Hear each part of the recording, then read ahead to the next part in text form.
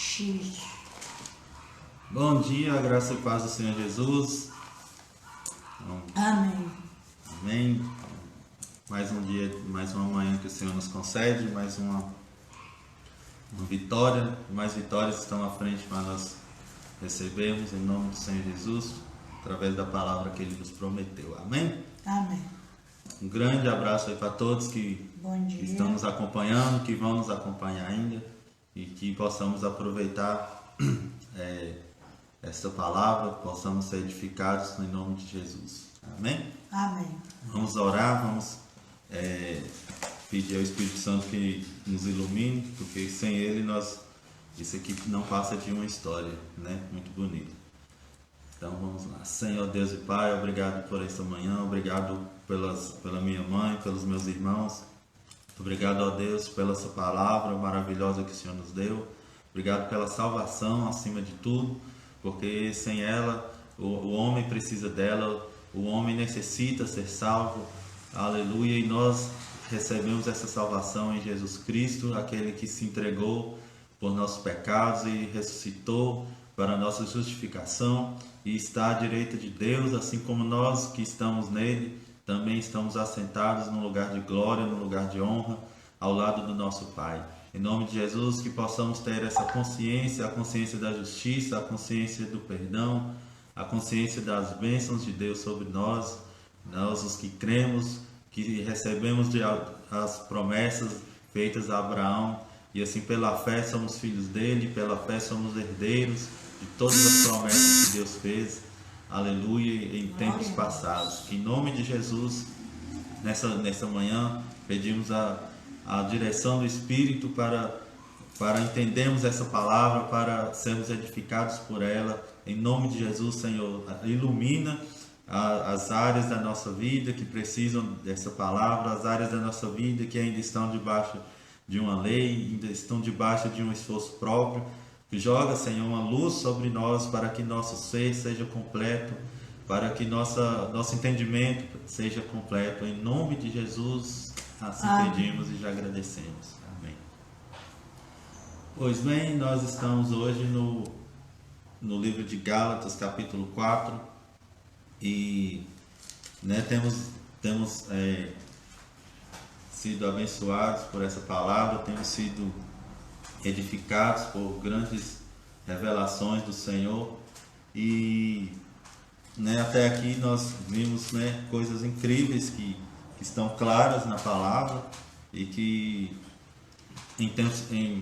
antes a gente não entendia, antes a gente não entendia a profundidade que Deus estava falando através do apóstolo Paulo nessas cartas, mas hoje pela graça, hoje pelo Espírito nós conseguimos entender, vimos aqui até agora, que Paulo, defende o Evangelho da Graça como sendo o Evangelho verdadeiro, e Paulo põe ele mostra aqui uma seriedade e uma paixão muito grande por esse Evangelho que ele recebeu, e ele defende, então ele vai contra tudo o que está contra o Evangelho. Então Paulo se coloca também como defensor do Evangelho, porque por exemplo, no capítulo 1 que ele fala de uma maldição, ele amaldiçoa qualquer um que prega algo diferente, Então a pessoa que prega um Evangelho diferente, inevitavelmente ela está debaixo da maldição, porque se a gente acrescenta ou se a gente tira do Evangelho, como o próprio Senhor disse, nenhuma palavra, há daquele que acrescentar ou retirar qualquer coisa da palavra, Então Paulo confirma isso, e ele fala, qualquer um até um anjo do céu, se pregar algo diferente, está debaixo de maldição. Ou seja, precisamos manter-nos com o Evangelho da Graça. Nós recebemos a salvação pela graça e devemos continuar na graça, Não é voltar para a lei, não é voltar para o esforço próprio, No Evangelho não tem o esforço do homem. Se tivesse um pouco de esforço do homem, a gente não podia chamar de graça, Então vemos aí Paulo descreve o que aconteceu depois que ele recebeu o Evangelho. Ele descreve aí que o que aconteceu assim que ele teve um encontro com Jesus e ele aprendeu o Evangelho não foi de homem, ele aprendeu o Evangelho foi do próprio Senhor. Então por isso ele fala, né, ele faz questão de falar aqui na carta, no capítulo 2, que ele não foi imediatamente falar com outros apóstolos, mas ele ficou, né, em outro lugar, só ele Deus, e aprendendo o Evangelho.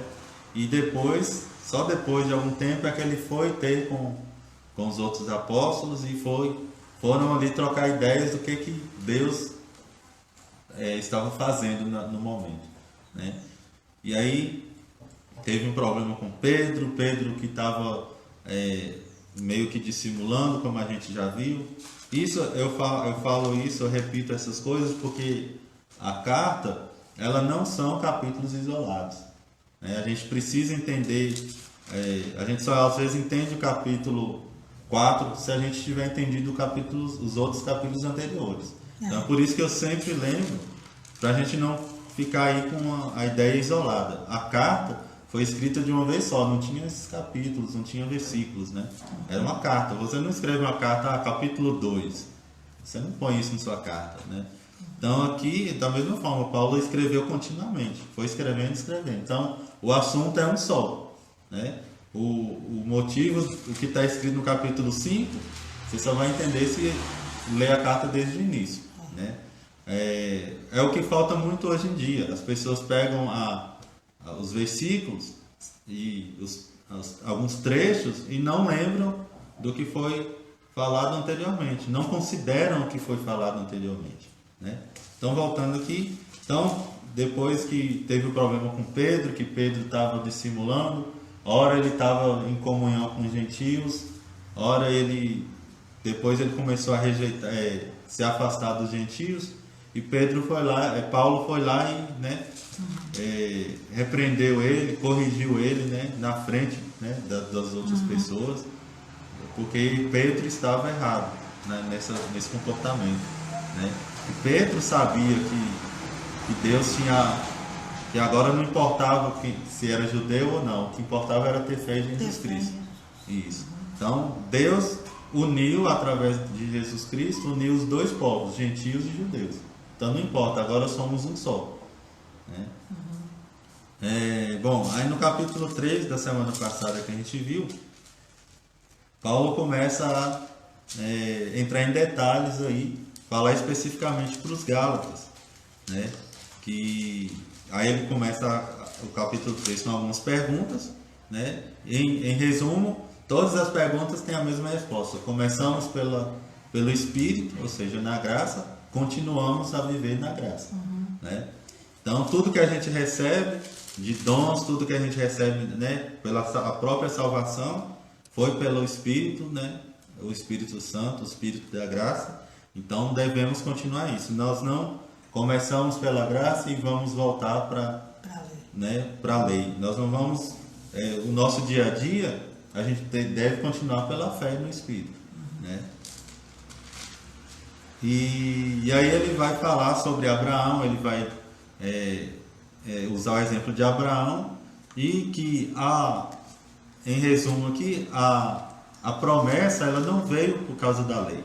A promessa veio antes da lei, e aí que Paulo diz que uma coisa não impede a outra. A lei não veio para substituir a promessa, mas na verdade a lei veio para confirmar que a herança é somente pela promessa, ou seja, pela fé, né? Ou seja, porque a lei veio para quê? Mostrar que o homem é incapaz de receber alguma coisa por merecimento. Então, ou seja, só resta ter fé. Então a lei veio para colocar um fim na força do homem. Então o homem se vê incapaz, e aí a única coisa que ele deve fazer é, pela fé, acreditar na promessa. Então isso que Paulo fala no capítulo 3, e ele fala, né, que a lei, a promessa é superior, porque a promessa foi dada pelo próprio Deus, A fé veio pelo próprio Deus, em Jesus, mas a lei foi dada por meio de anjos.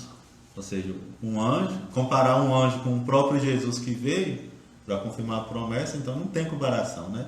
Ou seja, claro que a promessa, claro que a fé é infinitamente superior, né? Porque a promessa quem fez foi o próprio Deus a Abraão. Jesus veio depois e cumpriu essa promessa. Ele pessoalmente veio. Agora a lei não, a lei foi dada por um anjo e deu a Moisés, que era mediador, ou seja, está distante. Então a lei a gente vê aí a distância entre o homem e Deus, porque precisou mediadores. Não foi o próprio Deus que veio dar, né? Veio de Deus a lei, mas não foi ele que entregou, não foi ele que fez, que participou junto com o homem, né? Porque na verdade a lei coloca essa separação entre o homem e Deus, porque a lei vem mostrar o quê? O homem é pecador, e o pecador não pode se aproximar do que é santo, né? Bom, e aí vamos aqui no final do 3, no versículo 25. Ah, tá. E no capítulo 3, 3 mesmo, peraí. Isso. Tá. No capítulo 3 ainda fala da questão do tempo determinado. A lei foi como um tutor, foi como um aio, como diz a palavra, que significa um tutor, que guarda aquela pessoa que tem uma herança. É aquela pessoa que ainda não tem a maioridade. Então o tutor fica ali até que a pessoa atinja a maioridade para poder receber a herança. Então a lei é esse tutor. Mas quando veio o tempo certo, ou seja, quando chegou a época da maioridade, o tutor já não é mais necessário. Ou seja, a pessoa já é maioridade, ela tem a autoridade de tomar posse da herança. Né? E assim aconteceu. O povo foi colocado debaixo da lei porque eles não estavam no tempo de receber essa promessa. Eles não tinham a maioridade, não tinham a maturidade para receber. Né? Então eles tinham que entender isso. E aí, mas quando chegou o tempo, a fé veio e já não precisa mais da lei. Assim como nós, que antes de nos converter, a gente achava que para eu ir para o céu eu tenho que ser bom. Ou seja, isso aí significa a pessoa ainda é imatura na fé. Ela ainda é imatura no entendimento. Ela acha que para agradar a Deus tem que ser, ela tem que se esforçar, ela tem que fazer o bem. E não é isso. É até um choque para a gente ouvir isso, né? O fazer o bem não nos leva para o céu. Fazer coisas boas não nos levam para o céu. Né? Isso é um engano da religião. Porque se eu faço o bem, eu não preciso de Jesus. Se eu sou bom o suficiente para fazer o bem, então quer dizer que eu mereço o céu. E aí Deus tem que me dar o céu, tem que me salvar, tem que me abençoar. Não, a gente só recebe a salvação pela graça. Ou seja, é porque realmente a gente não merece. Não são as nossas obras. Né? Mas como a gente lembrou nas outras semanas, depois sim que a gente é salvo e recebe a nova natureza, a gente consequentemente vai fazer coisas boas. E aí que essas coisas boas são fruto de uma natureza divina, que é a que recebemos. Então é fruto do Espírito e não da carne. Tudo que o homem faz pensando em merecer, ainda que seja uma coisa boa, é fruto da carne. Eu posso milhões de pessoas, né, milhares de pessoas fazem caridade, mas nem todas elas fazem caridade como fruto do Espírito, mas como fruto da carne. E se é fruto da carne, é pecado. Né? Então não serve. Porque no fundo a pessoa está ali fazendo por merecimento.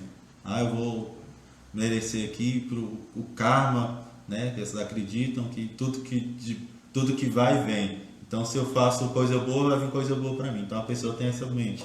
Né? Vou fazer o bem só para eu receber o bem. Isso já é fruto da carne. Né? E por aí vai. Então vamos lá.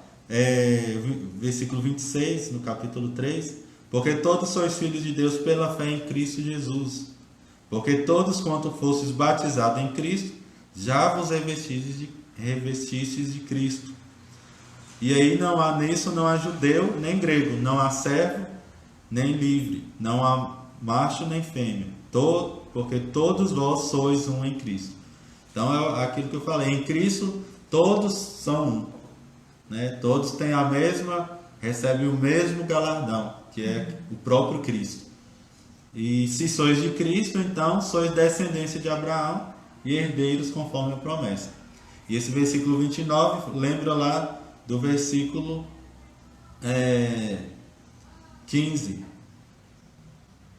16, que Jesus é a descendência de Abraão, que a promessa falava que a promessa foi feita a Abraão e a sua descendência, que é um só, que é Jesus. E se a gente está em Jesus, a gente também é herdeiro. Então por isso que diz que nós somos herdeiros de Abraão, porque Jesus é herdeiro de Abraão e nós estamos em Jesus, né? Então em Cristo todos somos só. Amém? Amém. Então o capítulo 4, a senhora lê para nós. A nossa filiação em Cristo. Digo, pois, que durante o tempo em que o herdeiro é menor, em nada difere de escravo, posto que ele senhor de tudo, mas está sob tutores e curadores até ao tempo predeterminado pelo Pai. Assim também, quando éramos menores, estávamos servilmente sujeitos aos rudimentos do mundo. Então tá.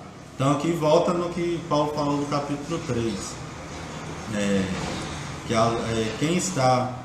Aí aqui ele compara. Quem está debaixo do tutor, ou seja, quem ainda é menino, mesmo que ele seja herdeiro, ele não tem diferença de um escravo, né? Ou seja, ele não está desfrutando da herança, então ele é como um escravo.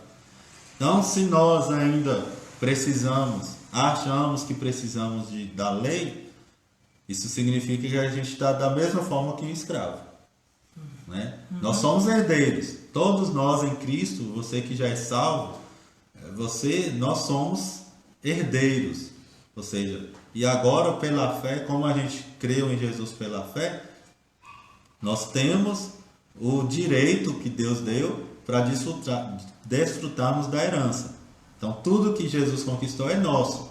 Nós podemos tomar posse por exemplo, das bênçãos, tomar posse da cura, tomar posse dos dons, porque é direito nosso que Deus deu. Mas se a gente está querendo receber essas coisas só através de merecimento, ou seja, eu vou fazer a obra, eu vou fazer isso, eu vou fazer aquilo para Deus me abençoar, então a minha mentalidade ainda é de escravo. Eu e um escravo não tem nenhuma diferença se eu penso assim, né? Porque se eu te dou esse celular, mas aí você acha que você não vou usar não, eu vou deixa eu me consertar primeiro com você, depois eu uso ele. É a mesma coisa de um escravo. O escravo precisa fazer a coisa certa para o patrão conceder alguma coisa para ele. Então, se eu tenho isso aqui, é meu, mas eu não desfruto, é a mesma coisa de um escravo que não tem.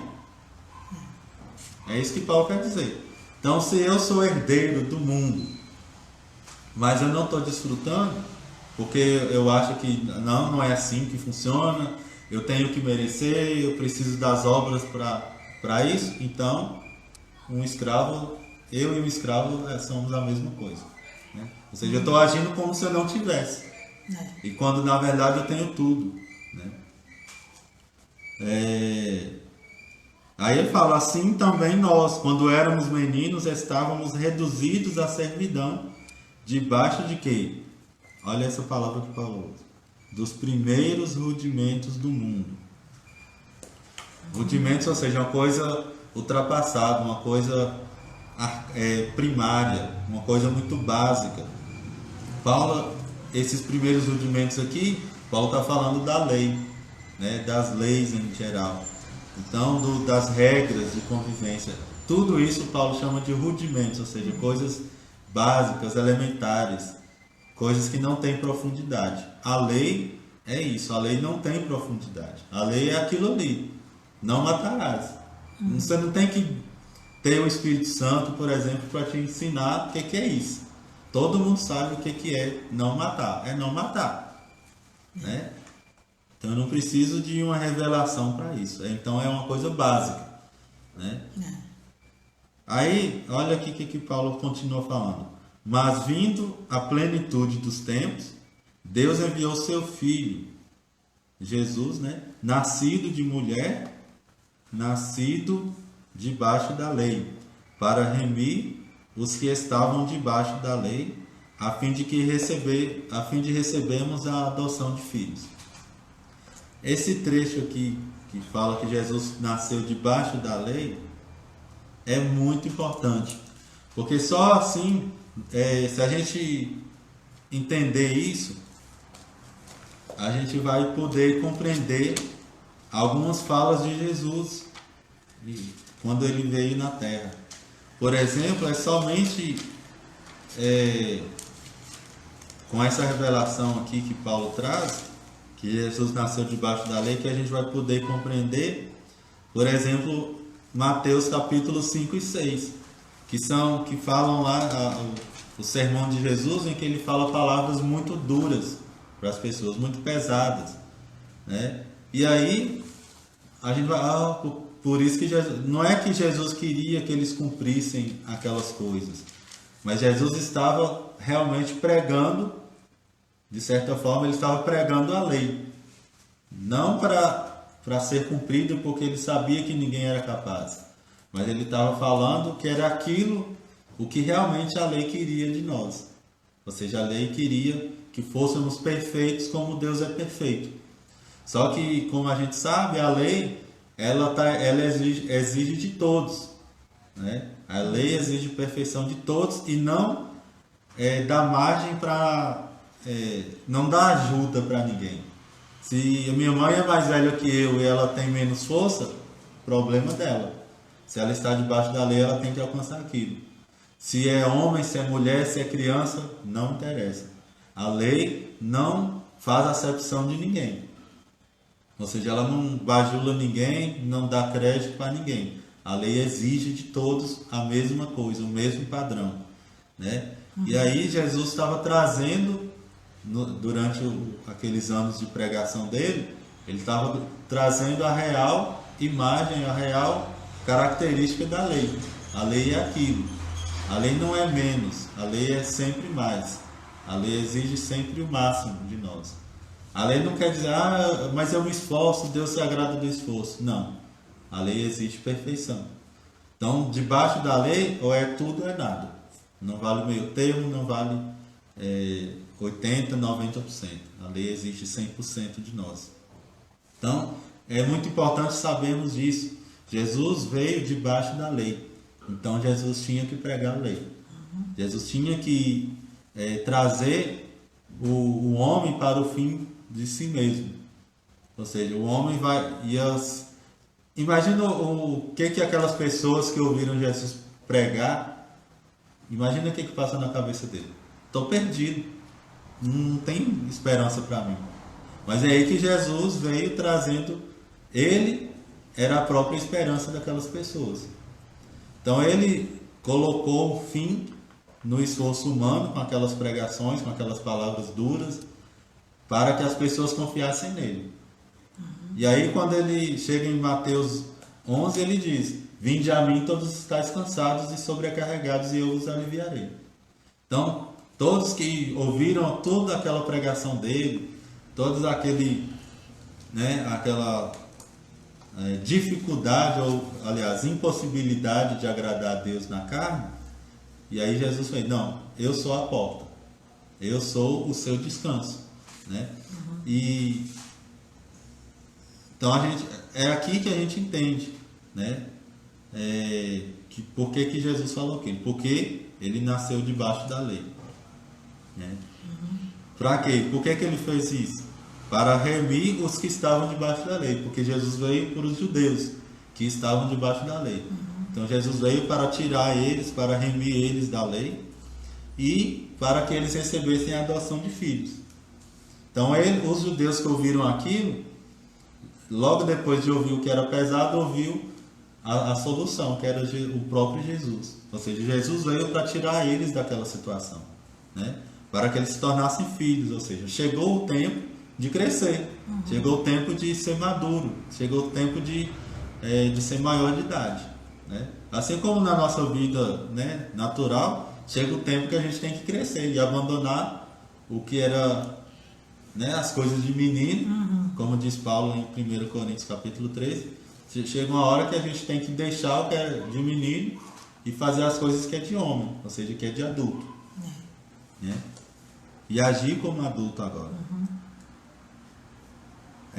Versículo 6. E porque sois filhos, Deus enviou aos nossos corações o Espírito de seu Filho, que clama, Abba, Pai. Então, além de nos tornar filhos, tem o Espírito Santo dentro de nós, nos leva a ver, nos leva a entender que Deus é de fato o nosso Pai. E esse Espírito clama dentro de nós, Abba, Pai. Abba significa papai, né, na língua hebraica. Então, ou seja, é uma forma carinhosa, é meu papai, né, meu papaizinho, Abba, Pai. Assim que já não és mais servo, ou seja, não somos escravos, mas filhos. E se somos filhos, e se és filho, és também herdeiro de Deus por Jesus Cristo. Então, a essência disso aqui é que Deus nos tornou filhos. Não somos mais escravos. Ou seja, nós não estamos debaixo de regras com Deus, né? Nosso relacionamento com Deus agora não é mais a lei. Eu faço isso, Deus faz aquilo. Deus só faz se eu fizer, né? Isso é coisa de escravo. Se eu ainda penso que Deus só me abençoa porque eu faço alguma coisa, é a mentalidade de escravo ainda, né? Por isso que muitos cristãos ainda vivem doentes, muitos cristãos ainda vivem na miséria, porque acham que precisam fazer alguma coisa para merecer aquilo. E isso nada mais é do que cabeça de escravo, né? O escravo, ele sabe que ele não tem direito de desfrutar de nada da casa do Senhor dele. Sabe que ele não pode tocar nas coisas, né? Ele só desfruta daquilo que o servo por misericórdia dá para ele. Mas não, nós agora somos filhos, e filho desfruta de tudo que tem na casa do Pai, né? Tudo que é meu é teu, assim como a parábola do filho pródigo. O filho mais velho, quando o filho novo que desviou e que gastou tudo voltou para casa, o filho mais velho ficou indignado, né? Nossa, seu filho aí, esse teu filho, não chama nem de irmão, esse teu filho vai, gasta tudo, e você recebe ele dessa forma, recebe ele com festa, né? E eu sempre estive aqui, nunca saí da sua casa, sempre fiz tudo certinho, e você não me deu nada. Aí o pai falou assim, o que o pai falou para ele? Meu filho, tudo que é meu é teu. Ou seja, o filho mais velho, ele só não desfrutou porque não quis, porque era dele. E ele não desfrutou porque tinha mente de escravo. Assim são os judeus ainda têm mente de escravo. Todos que têm, não só judeus, mas todos, até gentios que têm essa mentalidade de que eu preciso fazer para Deus me abençoar, ainda agem dessa forma, são escravos, né? E quando na verdade eles têm direito de tudo. Então, se eu preciso pagar, se eu acho que eu preciso pagar as bênçãos, eu sou escravo ainda. Mas não, aqui a palavra fala, nós não somos escravos, nós somos filhos. E se somos filhos, nós somos herdeiros. E para ser herdeiro, você precisa simplesmente ser filho, né? Um herdeiro é simplesmente porque ele nasce numa família, né? Não é porque ele fez alguma coisa. Independente do comportamento desse filho. O filho é mais quietinho, o filho é mais agitado, o filho dá trabalho, não importa, ele é filho. Ele é filho. Né? Ele é herdeiro.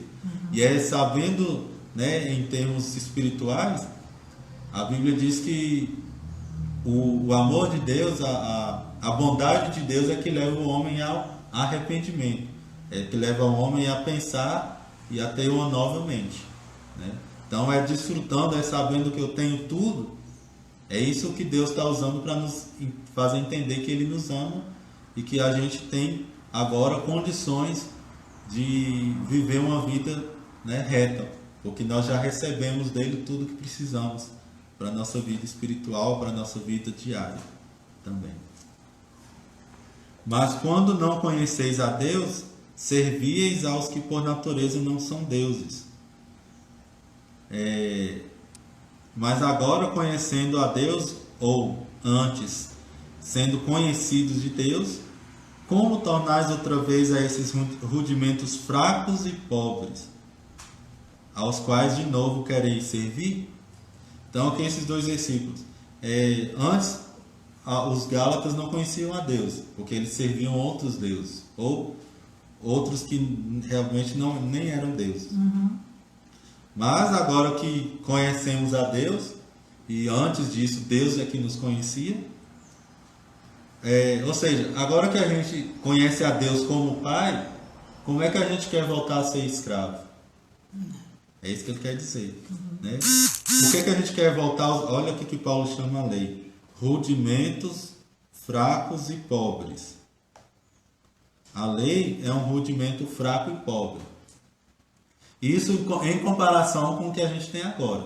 Não é que a lei era fraca em si, não é que a lei era ruim, não é que a lei era uma coisa, né? Não, a lei era perfeita, a Bíblia diz que ela é boa, santa e perfeita, né? Só que ela teve um propósito, e o propósito não era nos tornar bons, nem santos, nem perfeitos, né?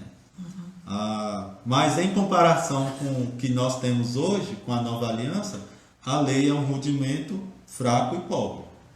Ou seja, Paulo quer dizer que não tem comparação, né? Que a aliança que nós temos agora é infinitamente superior, né? Então, e por que eu digo que Paulo está chamando a lei de rudimento fraco e pobre?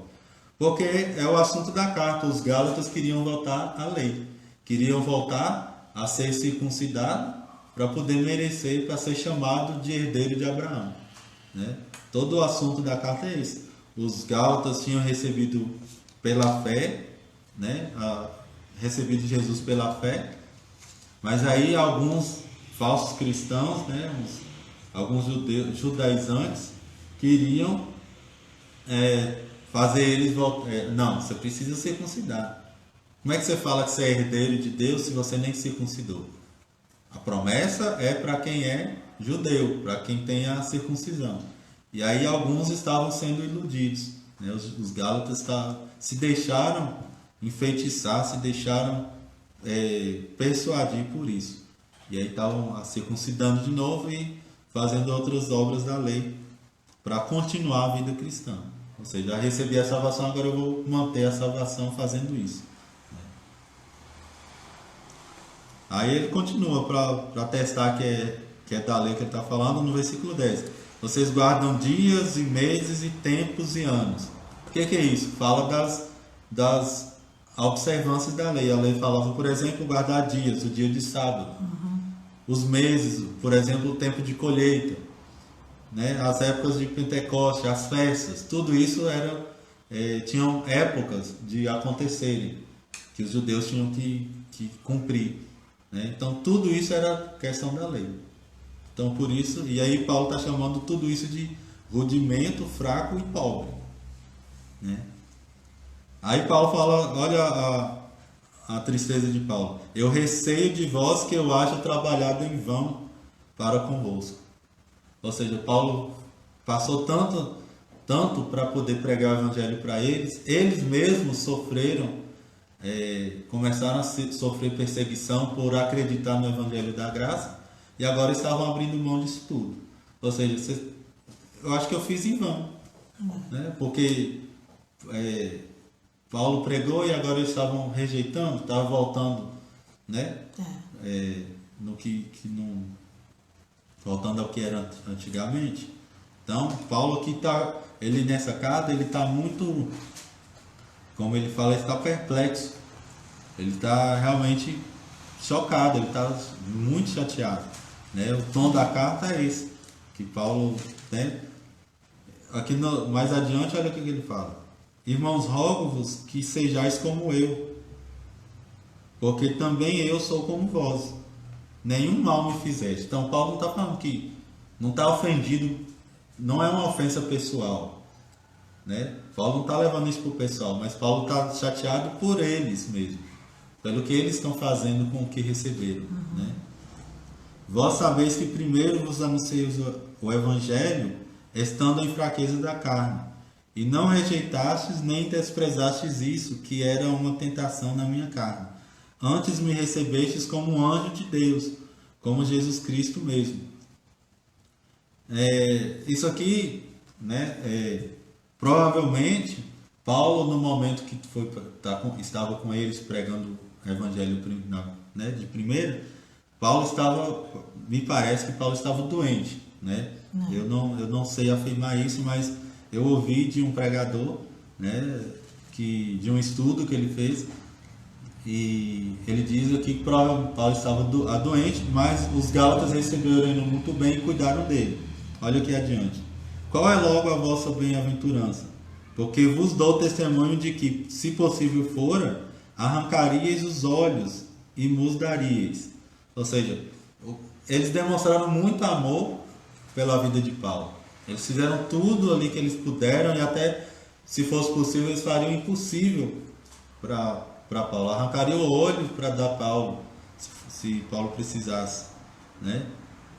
Então Paulo está testemunhando: poxa, naquele tempo vocês demonstraram tanto.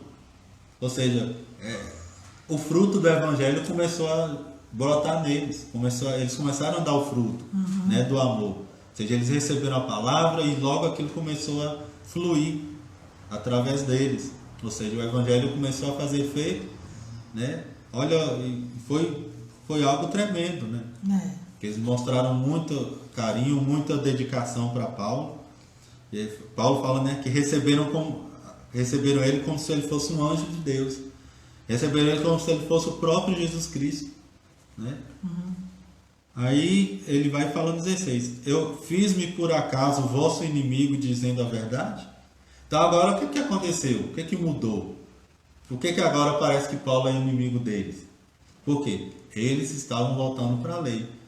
Então a pregação da lei e a pregação da graça, elas se chocam, elas não se batem, não se dão uma com a outra. E aí isso que acontece, quando eu creio na lei, quando eu vivo debaixo da lei, tudo que vem da graça eu vou rejeitar, né? Ou seja, agora eles e Paulo estão em uma distância. Eles se fizeram distantes de Paulo, porque agora eles estavam crendo numa mistura. Não é bem assim não. Não é de graça, não é tão fácil não. Esse evangelho é só receber, é só ter fé? Não é assim não, né? Então aí quando alguém prega isso, quando alguém vem falar que nós somos herdeiros e podemos desfrutar, não, isso aí você está abusando da graça de Deus, como se fosse possível, né?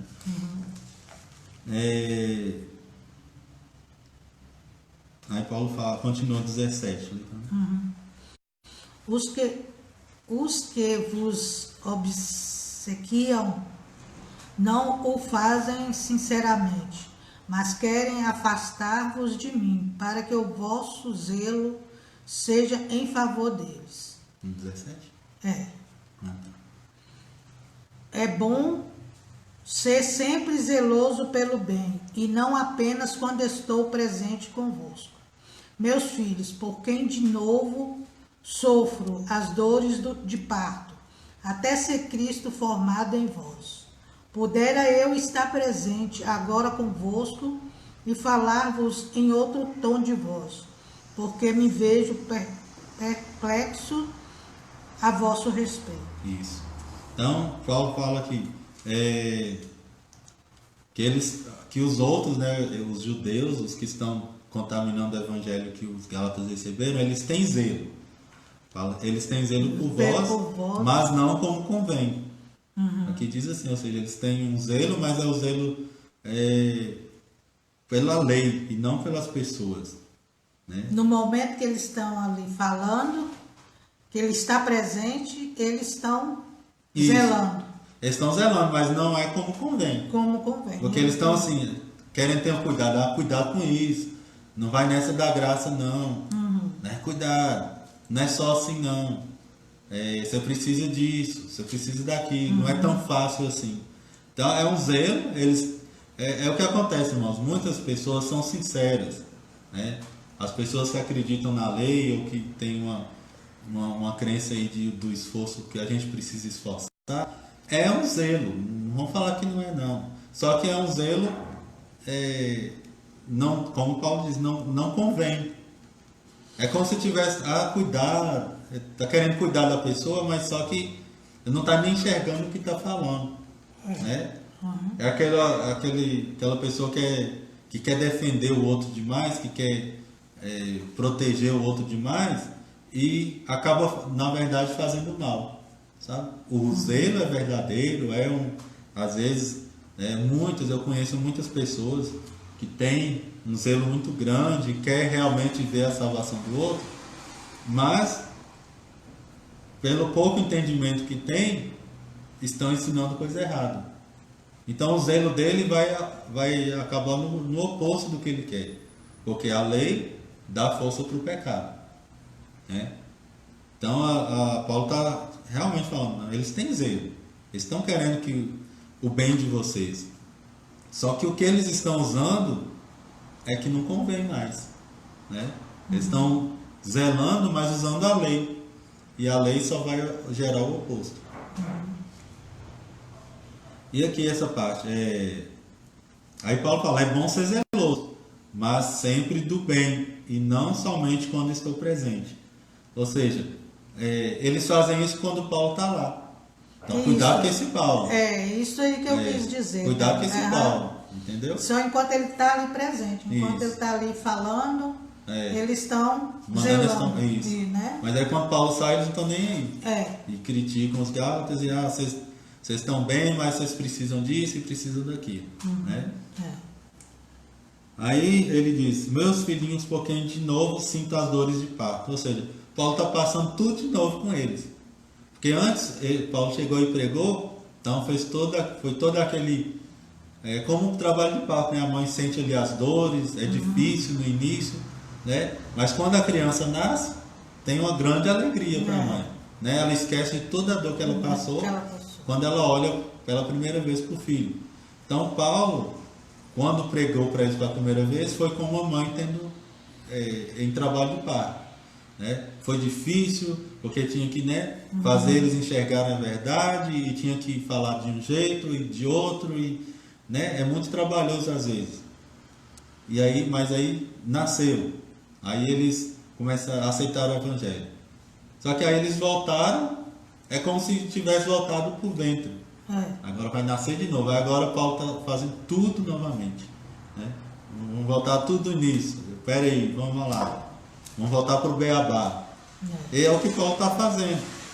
Paulo tendo que explicar toda a palavra, explicar o Antigo Testamento tudo de novo para eles, está fazendo o trabalho de parto de novo. Que pudera eu estar presente agora convosco e falar-vos em outro tom de voz, porque me vejo perplexo a vosso respeito. Ou seja, Paulo está, né? Paulo queria estar falando de um bom tom com eles, ou seja, talvez até compartilhar as experiências, compartilhar o evangelho, eles contar uma coisa e Paulo aprender com eles, né? Tem outra carta que Paulo diz, né, que Paulo também aprende, porque compartilha o evangelho. Acho que em Romanos Paulo fala isso. Então, só que Paulo está tendo que exortar eles, né? Paulo está tendo que puxar a orelha deles, né? Então vamos lá, agora entra uma parte muito interessante.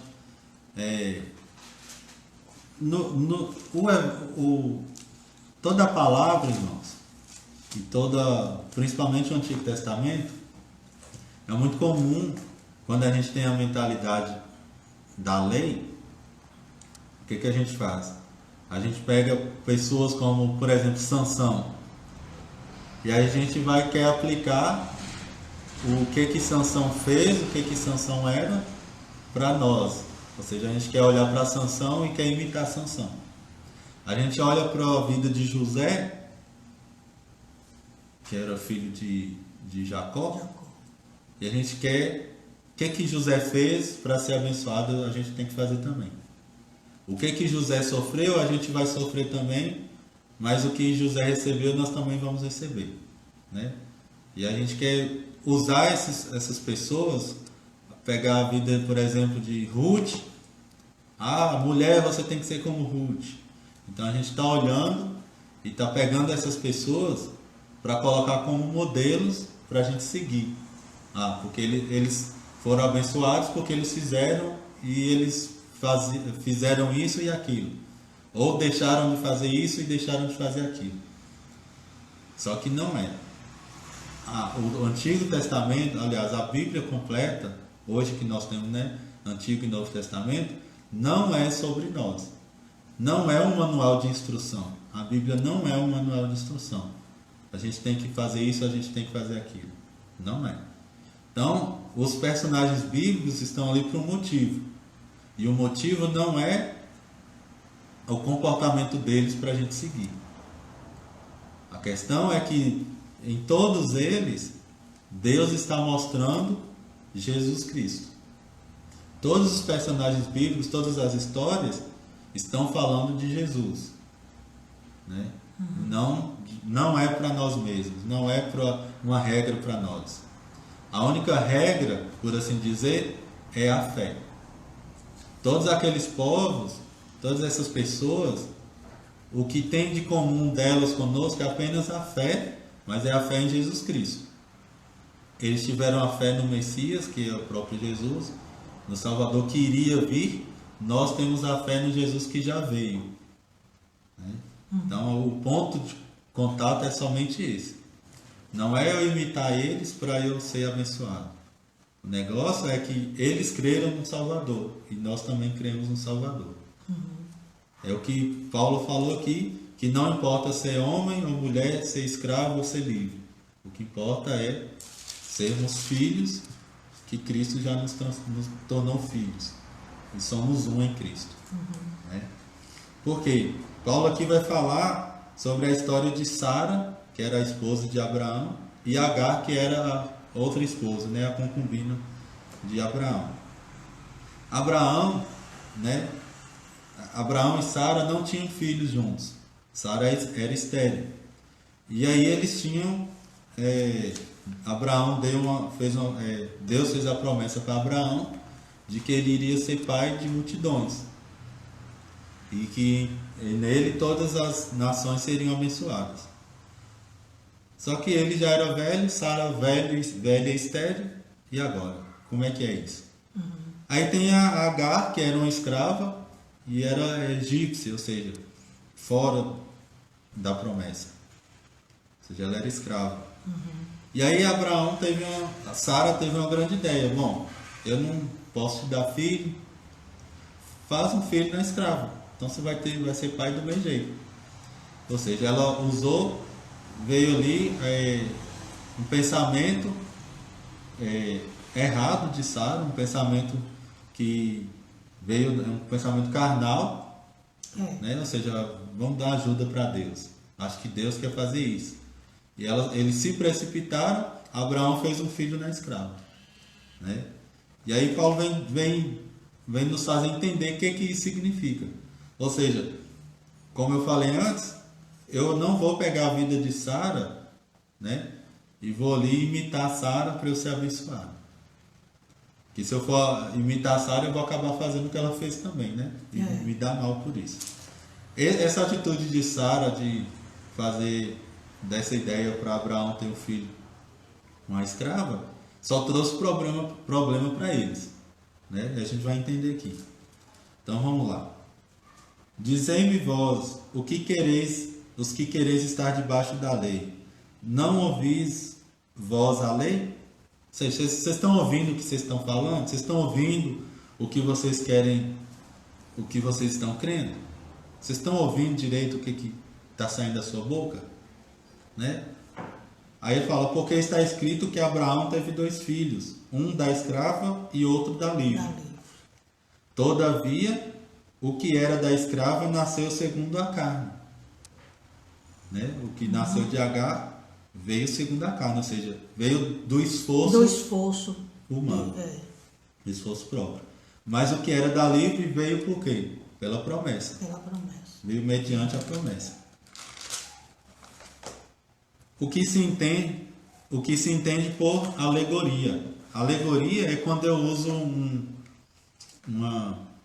eu faço uma imagem, né? Eu uso, por exemplo, eu conto uma história para explicar outra coisa, explicar uma coisa mais profunda, né? É quando eu uso, por exemplo, personagens, eu crio personagens para explicar, para dar uma lição para alguém, né?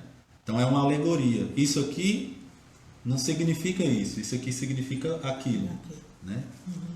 Por alegoria, porque esses, ou seja, Sara e Agar, são 2 concertos, ou seja, 2 alianças. Um do Monte Sinai, gerando filhos para a escravidão, que é Agar. Então, Agar significa o quê? Ela está ali como significando o Monte Sinai. E que significa o quê? A antiga aliança, a aliança da lei. Que gera o quê? Escravos, gera filhos para escravidão. É Agar. Ora, esta Agar é Sinai, um monte na Arábia, que corresponde a Jerusalém atual, que agora existe, pois é escravo com seus filhos. Então, até aquele momento, Jerusalém estava ainda dominada pela lei. O povo ainda estava seguro na lei, né? Estava ainda confiando na lei, ou seja, ainda eram escravos. Então, por isso que eles precisavam pregar ali para toda parte. Então, até aquele momento, aquela Jerusalém ainda era... Porque Jerusalém é o centro, né, a capital para os judeus ali. Então, até aquele momento que agora existe, que Paulo fala aqui, o Monte Sinai, Agar, é tudo a mesma coisa, né? É a mãe que gera escravos, filhos escravos, né? Escravo vai gerar o quê? Escravo. Mas a Jerusalém que é de cima é livre, a qual é mãe de todos nós. Ou seja, a Jerusalém que vem segundo a graça, ela vai gerar filhos livres. Ela gera filhos livres. Porque está escrito: alegra-te, estéril, que não dás à luz. Esforça-te e clama, tu que não estás de parto. Porque os filhos da solitária são mais do que os da que tem marido. Mas nós, irmãos, somos filhos da promessa, como Isaac. Então Paulo vai falar assim, não, nós não somos filhos de Agar. Porque quem se coloca debaixo da lei está dizendo que a mãe dele é Agar. Ou seja, o sentido de estar debaixo da lei é que a pessoa está se pondo como escravo novamente. E se é escravo é porque é filho de Agar. Mas não, nós somos filhos da promessa. A promessa, aí a gente lembra lá no capítulo 3, que Paulo fala, a promessa veio antes da lei, 430 anos antes. E essa promessa não foi alterada, não foi revogada, ela ainda existe, né? Ela quer se cumprir agora na vida de quem receber. Somos filhos da promessa como Isaac. Mas como então aquele que era gerado segundo a carne perseguia o que era segundo o Espírito, assim é também agora. Então Paulo está falando, o que está acontecendo aí dessa perseguição é o mesmo que aconteceu no passado, com Abraão, Sara e Agar e os filhos deles. Porque quando Isaac nasceu, aí o filho de Agar, que era Ismael começou a perseguir o menino, né? Começou a provocar a criança e, né, brigar com o menino. É o que está acontecendo agora. É o que aconteceu agora na época de Paulo e ainda acontece até os dias de hoje, porque quem prega a lei persegue quem prega a graça. Os que são da graça, que são filhos livres, que vivem a liberdade que Cristo libertou, são perseguidos, são menosprezados, são criticados pelos que ainda buscam justiça própria, que ainda buscam merecer o favor de Deus. Então, Paulo está falando, gente, isso aí não é novidade. Isso aí Deus já tinha falado daquela época, só que vocês não estão entendendo. Né? E agora Paulo, né, tendo a revelação do Espírito Santo, veio trazer luz para os olhos deles. Né? Mas o que diz a Escritura? Leia para mim. Contudo, o que diz a Escritura? Lança fora a escrava e seu filho, porque de modo algum filho de escrava será herdeiro com o filho da livre. E assim, irmãos, somos filhos não da escrava, e sim da livre. Isso. Então aqui Paulo está falando, lança fora a escrava, lança fora a lei, ela já não serve mais. Né? Vocês agora são filhos da livre, somos filhos de Sara, somos filhos da graça. Né? Sara representa a graça. Então vamos abraçar a nossa mãe, vamos abraçar a Jerusalém que vem de cima, né? E não a Jerusalém escrava. Vamos sair dessa, vamos mudar, vamos nos arrepender, ou seja, vamos mudar a nossa mente. Né? Vamos tirar essa mente de escravo e adota e recebe a mente de livre, recebe a mente de filho.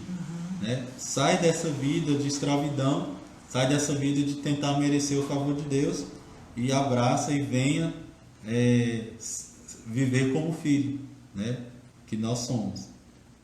Então, esse capítulo, né? Ele vem trazer mais um exemplo, né? Do que Deus sempre estava fazendo, do que Deus sempre esteve falando. Nós precisamos dele, nós precisamos da graça dele. Nós vivemos, nós só funcionamos através da graça. Por todo no Antigo Testamento, por todo ele, a gente vê Deus agindo com a graça. Né? O homem sempre lhe querendo merecer, querendo fazer por onde, mas Deus sempre, todas as bênçãos de Deus só vinham pelo favor. Porque quando veio a lei, ninguém era perfeito para cumprir a lei. Mesmo assim, muitos eles eram abençoados. Mesmo assim, muitos eram usados. Por quê? Como eu falei no outro dia, o escape para Deus, a brecha para Deus abençoar, eram sacrifícios que lembravam, os sacrifícios de animais que lembravam o sacrifício de Cristo. Então, quando eles colocavam ali, confiavam que aquele sacrifício iria trazer bênção, era como se estivesse confiando no próprio sacrifício de Jesus. Então, era um escape que Deus, né, ainda achou mesmo debaixo da lei, ainda tinha um ponto para poder abençoar, porque senão ninguém seria abençoado, eles seriam mortos, né? Eles teriam morrido no deserto todos, não só alguns, né? Não só, aliás, não só os mais velhos, mas todos. E aí que a graça, o Evangelho da Graça, esteve por todo o Antigo Testamento, né? Mas como eles estavam com o véu por cima dos olhos, como diz a carta de 2 Coríntios, eu vou abrir lá, eles não conseguiam ver. 2 Coríntios, capítulo 6.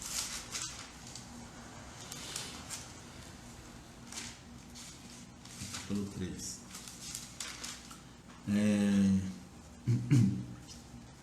2 Coríntios capítulo 3, versículo 13. E não somos como Moisés, que punha um véu sobre a face, para que os filhos de Israel não olhassem firmemente para o fim daquilo que era transitório. Mas os seus sentidos foram endurecidos, porque até hoje o mesmo véu está por levantar na lição do Velho Testamento, o qual foi por Cristo abolido. Até hoje, quando é lido Moisés, o véu está posto sobre o coração deles. Né? Mas quando se converterem, converterem ao Senhor, então o véu se tirará. Então, muitos ainda leem o Antigo Testamento e ainda tem um véu sobre o rosto. Ou seja, eles não conseguem ver no Antigo Testamento a graça. Eles não conseguem ver no Antigo Testamento Jesus que está ali presente. Eles não conseguem ver que todos os personagens estão falando de Jesus. Personagens, né? Todas as pessoas, né? que estão nas histórias do Antigo Testamento estão realmente falando de Jesus, né? Então, até hoje, quando leem o Antigo Testamento, acha que o Antigo Testamento ainda serve para nós no sentido de doutrina, ou seja, eu ainda preciso aplicar isso na minha vida. Não, o Antigo Testamento não é que a gente vai rasgar e jogar fora, não. O Antigo Testamento é de muita importância para nós, porque ele nos mostra que Jesus estava ali, né? O Antigo Testamento nos serve de aprendizado, nos leva a conhecer o nosso Salvador também, né? Não só o Novo Jesus é revelado. No Antigo Jesus estava ali oculto, mas estava. Então, mas quando hoje a gente tira o véu dos olhos, eu vou ler a história de Davi e não vou querer imitar Davi, mas eu vou entender que Davi foi um homem usado por Deus. Deus usou de graça e misericórdia com Davi, mesmo no tempo de lei. Nós vamos ver que Davi desfrutou de um pouco da graça, né? Porque Davi era um homem segundo o coração de Deus e Davi entendia que, né, um pouco, ele tinha um pouquinho de entendimento, muito pouco comparado com o que a gente tem hoje, da graça de Deus. Então Davi foi um homem que ele abriu o véu do templo e eles dançavam perto da arca, coisa que nunca faziam antes, né? Ou seja, Davi tinha essa proximidade com Deus, ele tinha um relacionamento mais próximo com Deus, comparado às pessoas do tempo dele, né? Então Davi estava nem ali, ele se jogava na presença de Deus.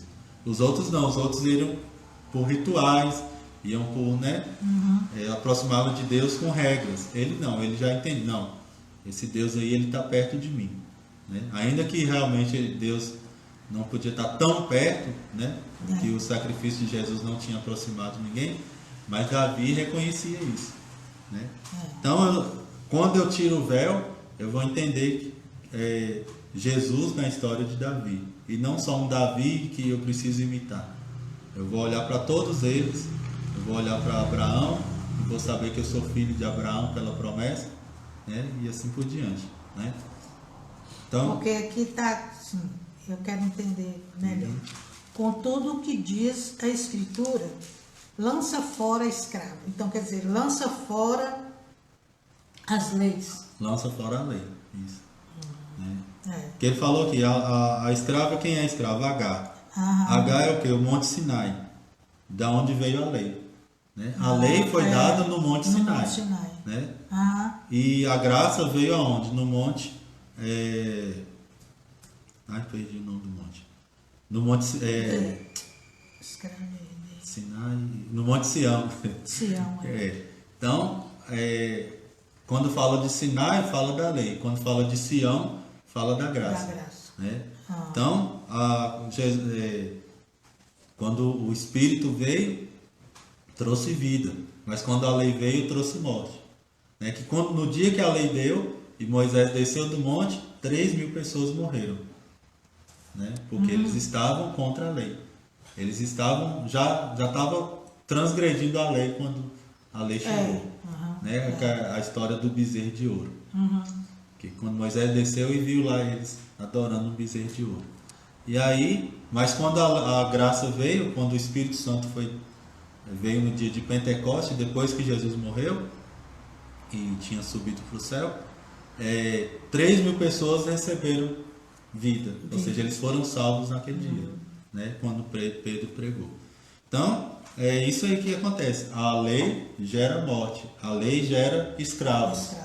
Agora a graça gera filhos e gera filhos vivos, né, que tem a mesma vida de Deus. Amém? Então, que possamos, irmãos, entender o que Deus está nos falando o que Deus sempre falou, e tirar esse véu, começar a olhar a Bíblia como um todo, e que é um todo sobre Jesus.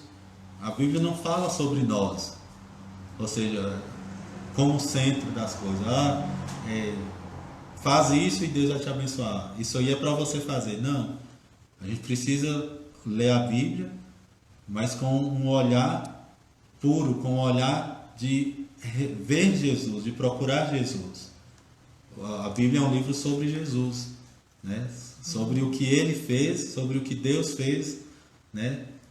Para o homem, para salvar o homem, né? Por amor a nós.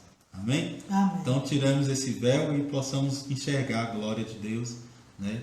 E sermos transformados de glória em glória, né? Amém. Conforme a imagem de Cristo. Amém? Quero agradecer, né, a Deus primeiramente por essa mais uma oportunidade, mais uma manhã de comunhão com a palavra dele, e agradecer a todos que estão nos escutando, né, todo domingo, todos estão participando. Eu queria só ler aqui alguns comentários, né? A Valéria, a nossa irmã Valéria, a pastora Valéria, diz, né? Sempre falta alguma coisa na lei. Exatamente. Na lei sempre vai faltar algo para o homem. E que em Cristo nós somos perfeitos, né? Somos perfeitos nele, exatamente. Então a lei pede a perfeição do homem, mas em Cristo a gente alcança essa perfeição. A gente recebe, não alcança, a gente recebe essa perfeição, exatamente. Né? Então, vamos.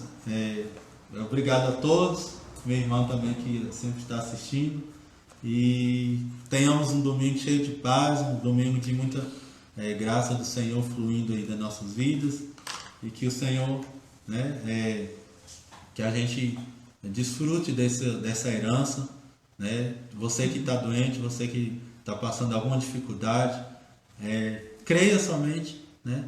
O que Cristo conquistou é seu por herança, né? Toma posse. Você que precisa de uma cura, receba de Deus. Você é filho de Deus. A Bíblia diz que Cristo levou sobre si todas as nossas dores e as nossas enfermidades Ele levou sobre Ele. Então, ou seja, Ele foi o nosso substituto. Ele foi ferido para nós sermos sarados. Então receba em nome de Jesus. Amém. Você que precisa de uma provisão financeira, saiba que Cristo se fez pobre para nos tornar ricos, né? Ricos não só financeiramente, mas ricos, nós temos toda a glória, né? Recebemos a própria glória de Deus. E a glória de Deus, na glória de Deus não há falta, na glória de Deus não há enfermidade, não há nada que nos impeça de termos uma vida em abundância. Mas a glória de Deus nos traz abundância. Então, em nome de Jesus, receba a sua vitória, receba a sua bênção. E até domingo que vem, se Deus quiser. Amém? Amém. You are love that fills every corner of my heart. Yes, you are love that overflows my deepest heart.